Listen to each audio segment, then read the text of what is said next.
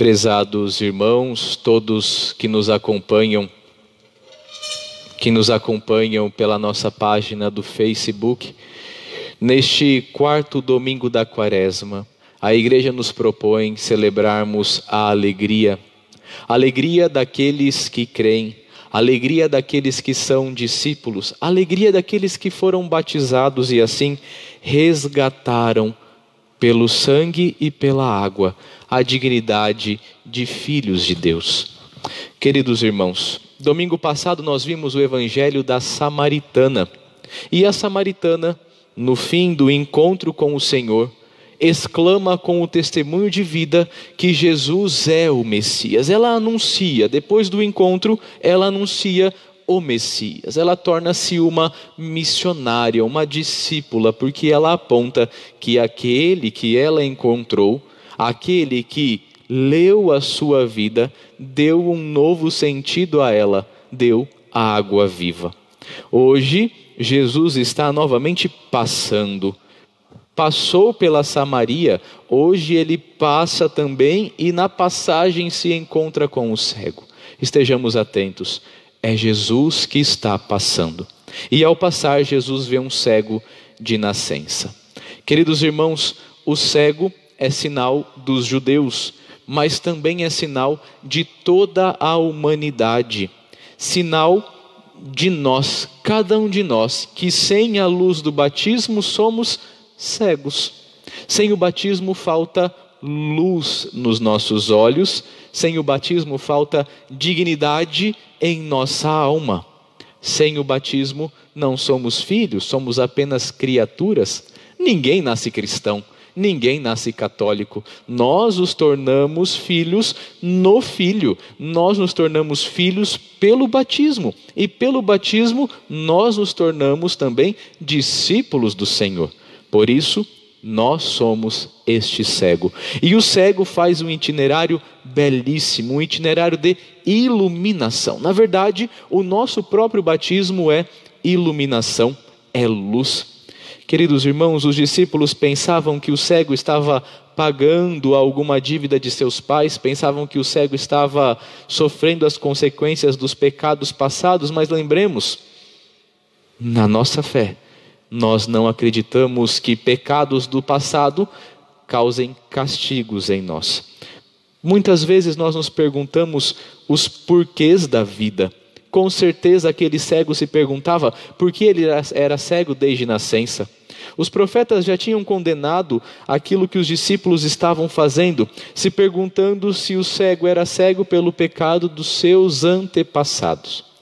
Queridos irmãos, a vida possui muitos segredos, muitos porquês, muitas coisas que nós não conhecemos a razão. Mas entendamos, os segredos da vida permanecem no coração de Deus e nós não podemos acessá-los todos. Não cabe a nós acessar todos os segredos de Deus. Por isso, eu convido você, meu irmão, minha irmã, nestes tempos de calamidade, de crise, nestes tempos em que nós parecemos que estamos em meio da razão, que caminha com a luz da fé. Queridos irmãos, na dor e no sofrimento, nas perguntas dos porquês e dos paraquês, Deus está presente no meio de nós. Em meio a esta tempestade, Deus está conosco. Deus quer nos ajudar se nós nos abrimos à sua presença e à sua ajuda.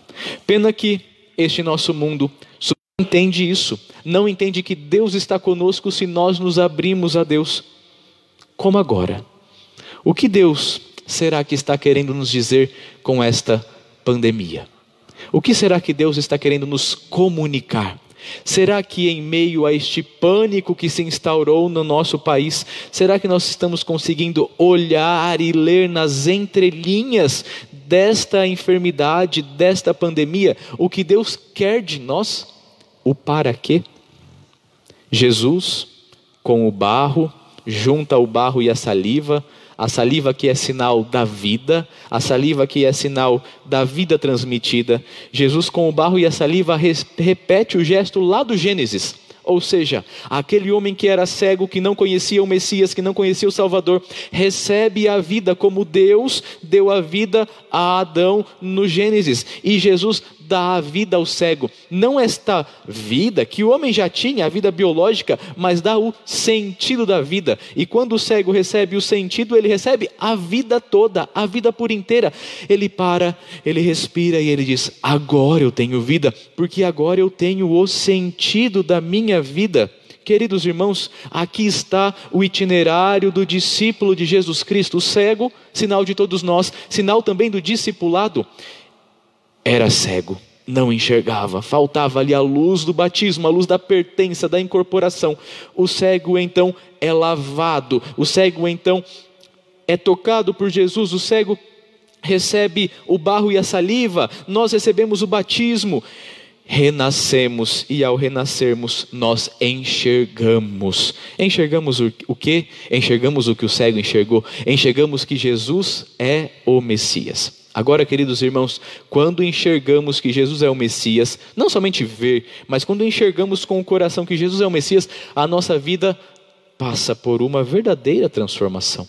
Por isso, convido você a enxergar hoje Jesus como o Messias. Sobre este altar, o pão não será mais pão, será o corpo de Cristo, será Jesus mesmo. Enxergue neste pão que será Jesus, neste pão a Eucaristia, Jesus. Enxergue o teu único Senhor e Salvador. Queridos irmãos, percebamos, depois que o cego encontra a luz, encontra o sentido, encontra a vida, o que é que ele faz? Ele volta para os judeus e os judeus o expulsam do seu convívio.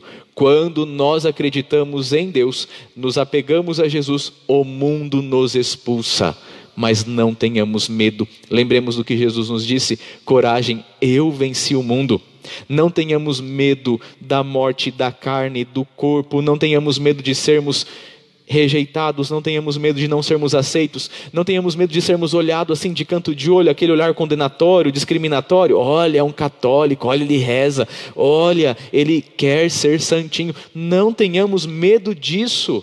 Mas repitamos como o cego no final do Evangelho: eu creio, Senhor, eu creio, nós cremos. E o cego se prostrou, o cego reconheceu a salvação, a glória, o poder, a realeza só pode vir de nosso Senhor Jesus Cristo. Por isso, queridos irmãos, façamos hoje um esforço, uma santa disposição em crer. Crer em Jesus, crer no seu senhorio, para não agirmos como o mundo. Se quisermos agir como o mundo, isso nos é permitido. Se quisermos agir como o mundo, isso nos é permitido pela liberdade que Deus nos deu. Mas lembremos, ser como o mundo nos leva ao caminho do mal.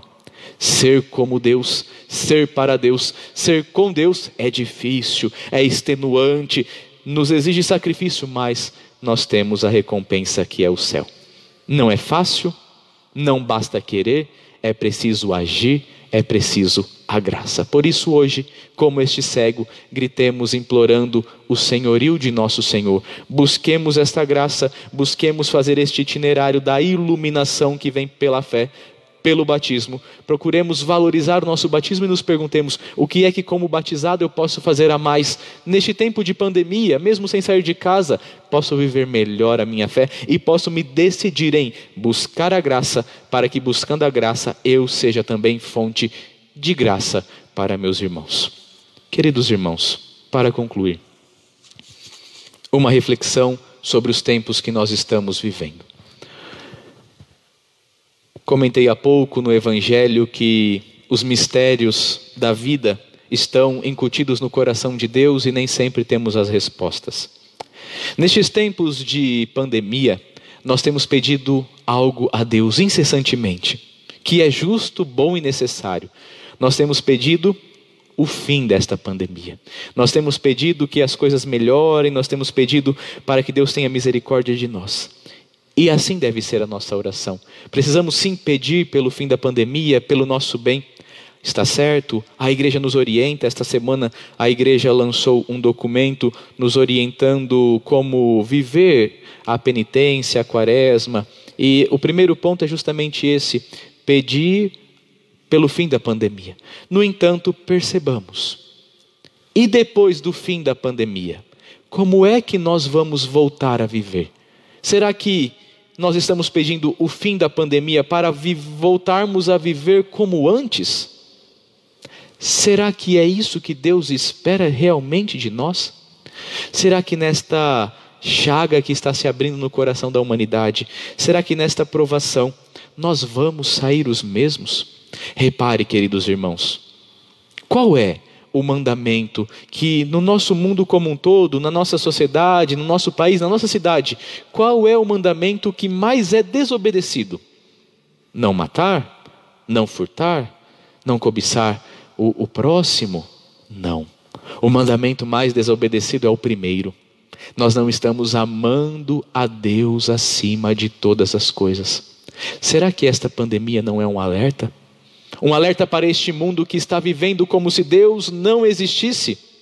Não ouso dizer que esta pandemia é um castigo de Deus, mas será que Deus, ao permitir esta pandemia, não está gritando dos altos céus para que nós voltemos para Ele toda a nossa vida? O mundo vive numa estrutura de ofensa a Deus como estilo de vida. E quando uma peste como essa vem para o homem, pensar na morte, esta peste é para nós pensarmos na morte, sim. É para nós pensarmos no julgamento, sim. É para nós pensarmos no inferno, sim. É para pensarmos no céu, sim. E quando essa peste vem para pensarmos em tudo isso e nos assustarmos, sim, com o nosso destino futuro, com as coisas finais, quando essa peste vem para isso, o que é que o homem está fazendo? Será que estamos realmente pensando nisso? Ou estamos desejando somente o fim da doença para voltarmos a viver como antes? Acredito que se formos para voltar a viver como antes, é melhor nem chegarmos lá. Por isso, queridos irmãos, como cegos, façamos o itinerário da luz. Como cegos, peçamos nesta Eucaristia, nesta Quaresma, nesta quarentena que cada um de nós vive em seu lar, peçamos esta graça, a graça de fazermos o caminho da luz, da purificação. Banhados pelas águas do santo batismo, resgatados pelo sangue do Cordeiro derramado na cruz, vivendo a nossa fé, abraçarmos a Cristo, ignorarmos o mundo e corrermos para Deus. Louvado seja nosso Senhor Jesus Cristo. Para sempre seja louvado.